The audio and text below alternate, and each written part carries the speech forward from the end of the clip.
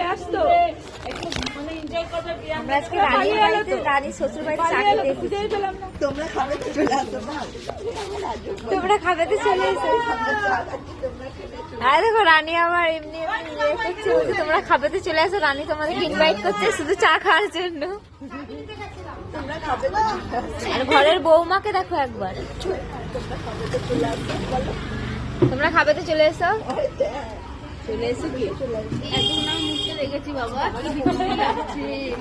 হ্যাঁ দেখো পুচকাটা খাচ্ছে দেখো। কাকে দেখা দিচ্ছি? ভিডিও করছে ব্লগার না। ওর মুখে দেখো একবার।